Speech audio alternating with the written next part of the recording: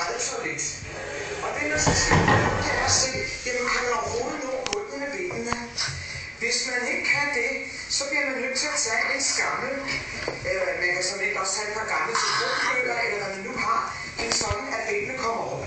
Så skal man sætte sig midt på hovedet på toiletbrættet.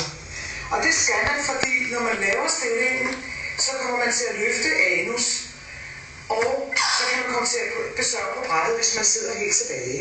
Og så har man en lille rengøring, og det er jo ikke så heldigt. Og så lægger man sig fremad, og nu kan I tydeligt se netop, hvordan jeg skyder ud med mit haleben. Jeg strider simpelthen med det.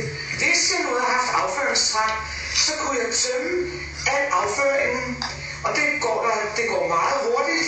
Det er på under 5 sekunder, og så lukker hele systemet igen. Og når man så slapper af, og det kan I alle sammen prøve, så kan man tydeligt mærke, hvordan halebenet kører ind under en igen, og opretholder, og så laver den vinkel, sådan så man bliver tæt for afføring og luft. Nu har I set, hvordan I skal lave stillingen, og jeg vil ønske jer alle sammen held og lykke med det i alle aldre. Det er jo ikke meningen. Jamen prøv at der er mange spørgsmål, der melder sig her. Derfor synes jeg næsten, at vi skal sige god aften, Gert Jonsson, og velkommen, eller Jonsen, undskyld, Gert, er du med os? Ja, det er jeg. God aften, Gert, og velkommen til natholdet. Ja, hej. Nu det klip her, ikke? Der er mange spørgsmål, der presser sig på, om man så må sige. Den der 90-graders, du laver, Ja. er det en, man kan træne sig op til? Ja, det er det jo, fordi det er menneskets naturstilling. Ja. Altså, og det er den viden om, hvordan den muskel, den ligesom elastikmuskel, der laver vinklen på tarm, sådan så vi er tætte for luft og afføring. At det, man skal vide, det er, at den hæfter på halebenet. Og det er derfor, det er menneskets naturstilling. Et naturmenneske sætter sig på huk og sidder også og strider med sin bagdel, og trækker sig bagud i den muskel. Og det kan man sagtens selv træne op. Gert, jeg har spørgsmål nummer 2. Du anbefaler at bruge telefonbøger ude på toilettet. Der er vel ikke mange mennesker, der har telefonbøger liggende tilbage i deres hjem i det hele taget mere? Det har du nok ret i, men det kan lige så godt, altså det kan være en affaldsbøtte, det kan være en lille vaskebalje eller hvad.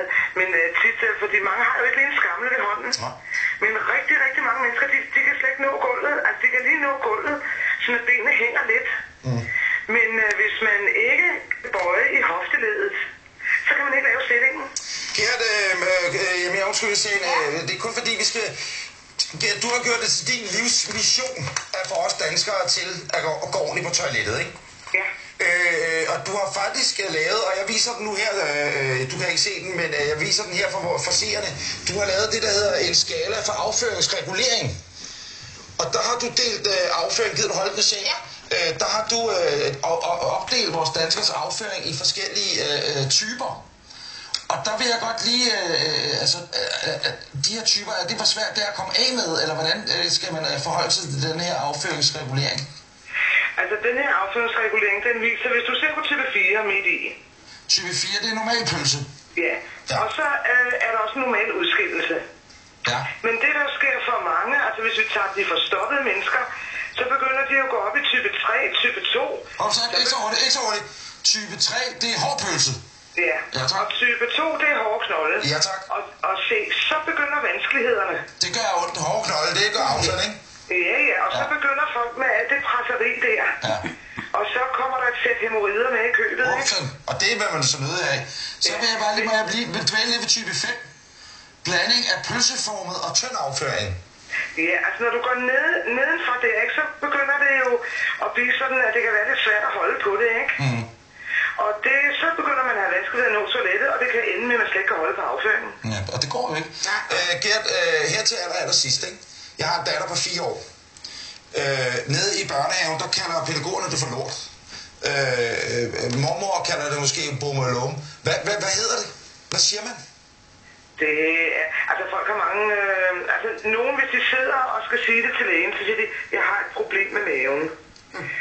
Hvis de snakker med mig i telefonen, så snakker vi afføring. Men hvis man gør i bukserne, så siger folk, jeg går altså skider i bukserne. Ja. Men det er afhængigt af tilliden til de mennesker omkring, ikke? vil sige, det der med bare, at man går i daginstitutionerne og siger lort, ikke? Altså, der vil jeg sige, der synes jeg, det ville være meget bedre at bruge ordet afføring. Ja.